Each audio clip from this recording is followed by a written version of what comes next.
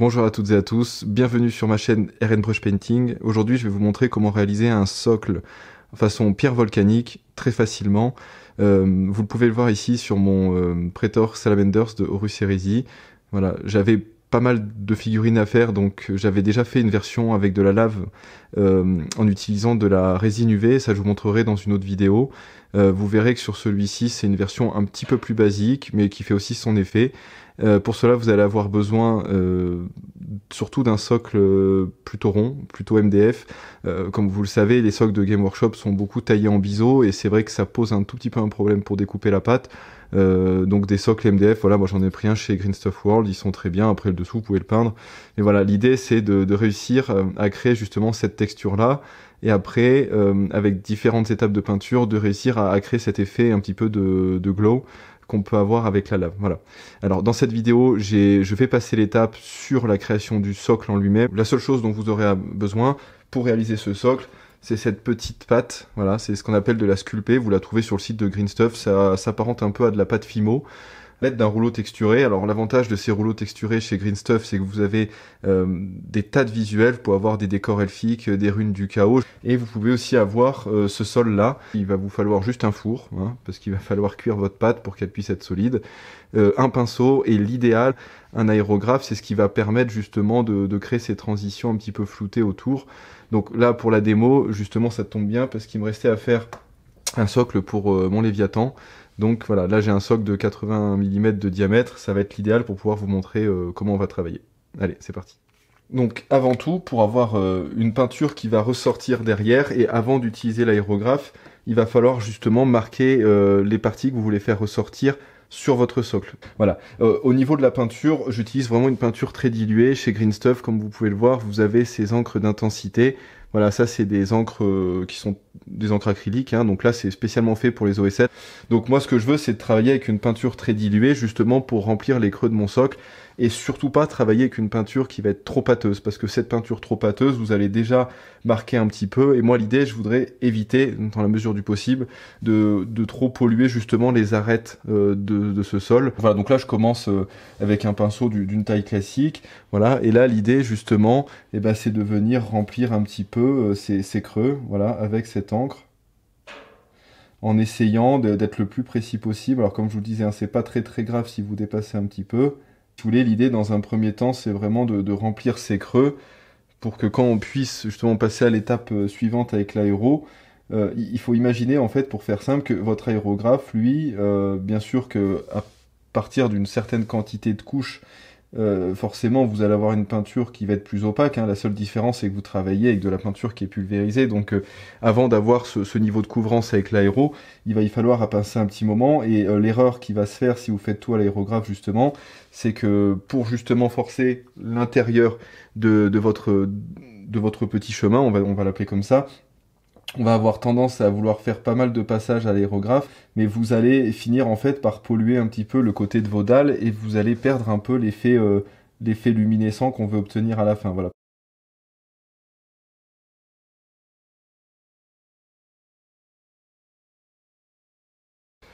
Donc voilà, une fois que le travail est terminé, globalement votre socle il va ressembler à ça. Donc là ça ressemble à plein de traits blancs bien nets, mais c'est ce côté-là à la fois qu'on veut mais qu'on ne veut pas. Donc c'est pour ça qu'après on va prendre l'aérographe et on va justement, avec le même blanc, venir faire des zones un petit peu plus larges autour de ces points. Alors vous pouvez en sélectionner certains et pas tous les faire, parce que suivant la zone de halo que vous voulez faire autour de votre trait, vous verrez que vous allez avoir des fois des zones qui vont être tellement proches toutes les deux que les deux halos vont se toucher. Donc ça, il faut le gérer dès le blanc. Maintenant, si vraiment vous voyez qu'après avoir fait votre blanc, en fait, ça devient un peu flou parce que vos halos se sont trop touchés, vous verrez qu'après, on pourra, en reprenant une teinte un peu plus foncée après celle qu'on mettra, pour justement venir un petit peu estomper ça et rajouter du noir pour travailler par panneaux opposés, en fait, si vous voulez, parce que c'est ça qui va donner de l'effet un peu waouh, c'est vous allez avoir une opposition entre une couleur bien éclatante et des parties sombres. Voilà, faut s'imaginer un sol en lave, vous avez ces craquelures qui sont bien vifs et bien rouges, et vous allez avoir autour justement des parties bien noires. Ok, donc attention par contre avec l'encre acrylique quand vous l'utilisez à l'aérographe, si vous travaillez avec une pression entre 2 et 3 bars, je suis pas très loin des 3, vous allez avoir justement une peinture qui va partir très vite, mais qui est déjà très dilué. Donc vous risquez, si vous êtes trop près ou si vous appuyez trop, de vous retrouver justement direct avec des pattes d'araignée, c'est-à-dire que votre peinture va rebondir dessus. Voilà. Donc là, je vais, avec mon aéro, justement, venir souligner certaines parties. Vous voyez, par exemple, dans ce cas-là, on voit justement un trait blanc, très marqué, et autour, justement, un petit halo comme ça. Et après, ce que vous pouvez faire, dans certains cas, justement, quand il y a des croisements, c'est venir accentuer un petit peu ce halo.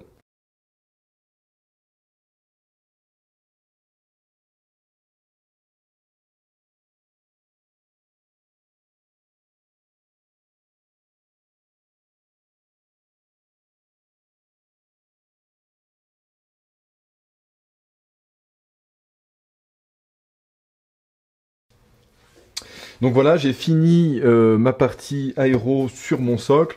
Alors, globalement, je trouve que c'est pas mal. Après, bon, sur la vidéo, c'est difficile de se rendre compte. Il y a peut-être des parties que vous allez peut-être plus voir que d'autres. Le pré-ombrage qu'on vient de faire sur le socle va permettre à la peinture qui va venir se poser sur le socle, eh bien, de ressortir de manière plus ou moins claire selon la zone perçue. Moi, je travaille avec beaucoup les peintures de Game Workshop en contraste, parce qu'elles sont quand même vraiment très chouettes.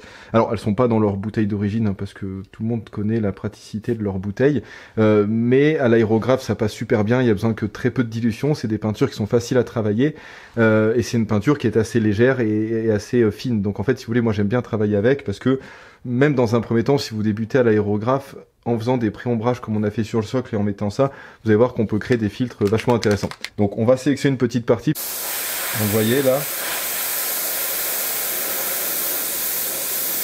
Donc là, je vais pas sélectionner spécialement les endroits où je vais pas. Après, si vous voyez qu'il y a des endroits que ça commence à être trop teinté, que vous perdez votre contraste, c'est pas à peine d'insister. Mais globalement, voilà, je vais pas plus m'acharner dans les creux.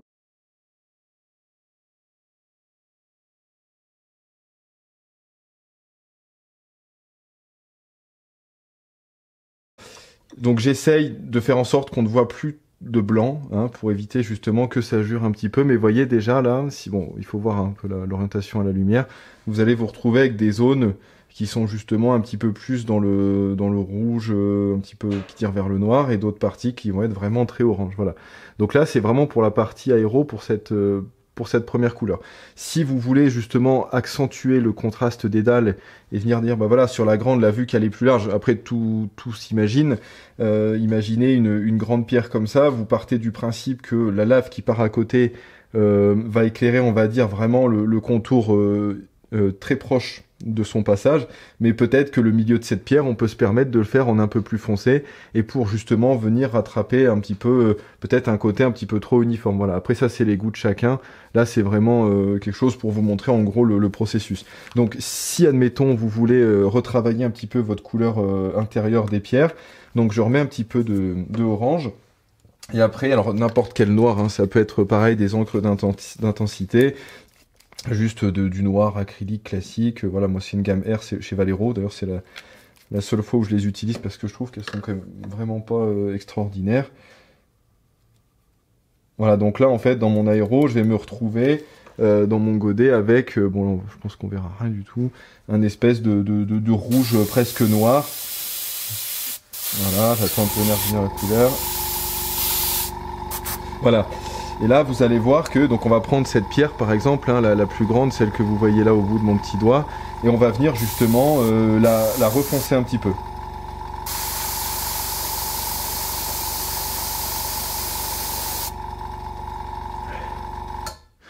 Vous voyez, du coup, alors là, voilà, pareil, hein, c'est juste pour vous expliquer. Là, il faut vraiment y aller petit à petit. Si vous renoircissez trop, vous allez justement vous retrouver. Donc là, bien sûr, ça fait tâche parce qu'on en a fait qu'une sur la totalité, mais on peut estimer que voilà, les plaques d'une certaine taille, on peut justement venir les refoncer un petit peu. Ça peut être le cas de celle-ci, par exemple. Donc voilà. Là, pour la partie aéro, on est pas mal. Vous avez vu qu'en plaçant la couleur orange et après en retravaillant un petit peu les strates avec une couleur foncée, on a déjà quand même un chouette contraste sur la base. En gros, il y a une étape qui permet de rajouter un petit effet glow dessus. Ça va être de recouvrir à nouveau toutes nos interstices. de les repeindre en blanc. Alors avec un blanc dilué, hein, le but c'est pas de tout masquer, mais c'est vraiment de rajouter une touche de clarté pour après justement venir travailler avec une peinture fluo, une peinture un peu lumineuse. Voilà, on l'a chez Aka, celui-ci. Voilà. Ça, c'est une couleur qui est vraiment chouette et qui va permettre justement de trancher, puisque si on devait avoir une critique à dire sur ce socle, c'est en gros d'avoir très peu de variation entre l'effet de la lave sur la pierre, d'accord, et la lave en elle-même. C'est-à-dire que là, c'est un petit peu tout monochrome. Donc si on veut rajouter un petit peu du volume là-dedans, de rajouter un peu ce genre de couleur, ça va rajouter un petit peu de peps justement dans l'interstice des plaques et montrer, oui, qu'en fait c'est vraiment cette lave qui circule qui éclaire la pierre. Donc, maintenant que mon aérographe est nettoyé, eh ben, je vais repartir avec ma couleur blanche de tout à l'heure. On va venir en fait recouvrir un petit peu. Voilà, vous n'êtes pas obligé de faire la totalité. On va essayer de travailler de manière justement à venir recouvrir l'intérieur de notre interstice pour justement pouvoir après travailler avec la couleur orange. Je m'arrête sur ce point. Quand je vous parlais justement des interstices, il y a des endroits où on va dire qu'il y a plusieurs artères qui se rejoignent entre eux. Et ben dans ce genre d'endroit, je vais peut-être un petit peu plus appuyer sur mon blanc pour justement montrer que dans cet angle-là, dans ces parties-là, la lave va entrer en fait de plusieurs angles. Donc vous voyez ces petits points-là, vous pouvez un petit peu les pousser, pas forcément sur la longueur du trajet, mais vraiment à des endroits où vous allez estimer que la lave va être la plus marquante. Vous voyez, là ici par exemple, on va dire 3 artères qui se rejoignent ensemble. Là, on peut un petit peu insister vraiment sur l'angle, voilà. Voilà, pour l'étape avec mon blanc, on est pas mal. Donc vous voyez déjà, on a des points un petit peu lumineux là qui ressortent. Une fois que ça c'est fait, je vais prendre mon orange lumineux. Avec mon orange, je vais recouvrir en fait les endroits que j'ai fait tout à l'heure, qui sont pour moi, en blanc, on va dire ceux que j'ai moins appuyés. Donc les endroits les moins chauds en fait, hein, si vous voulez.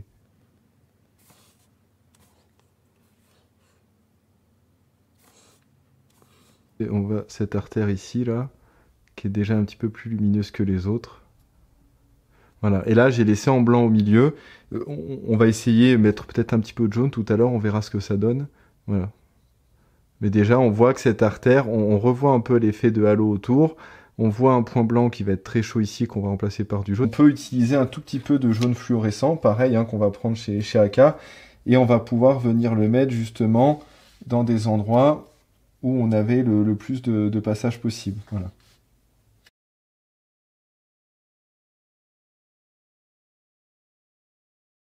Voilà. Je vais pas en mettre plus. J'ai l'effet que je veux. Voilà. J'ai des points qui sont un petit peu plus clairs, d'autres qui sont plus foncés. Et là, on a vraiment un socle qui ressort bien, vraiment. Là, ce qu'on va faire, c'est dans les parties les plus lumineuses, on va pas spécialement recouvrir encore une fois tous ces sillons, mais toujours en travaillant sur les endroits où on voulait que la lave justement se rejoigne. Et ben là, je vais ajouter des petits points blancs très légers. Voilà. Et l'idée, c'est que ces petits points blancs, justement, dans des couleurs qui sont déjà très claires, vont accentuer ce côté un petit peu chaud aux endroits où il y a le plus d'accumulation de lave. Voilà. Donc là, il faut y aller mollo. Le but, hein, c'est pas de mettre des pâtés, mais vous pouvez rajouter quelques petits traits blancs. Voilà, assez délicatement. On peut utiliser des touffes d'herbe un petit peu brûlées et rajouter à des endroits pour rajouter un petit peu de volume. Mais bon, on a déjà quand même un socle qui est assez épais, mais qui est relativement plat. Voilà. Si vous avez des questions, n'hésitez pas, et surtout, si ça vous a plu, abonnez-vous, je serai super content de pouvoir vous montrer d'autres vidéos la prochaine fois. Merci, allez, à plus tard.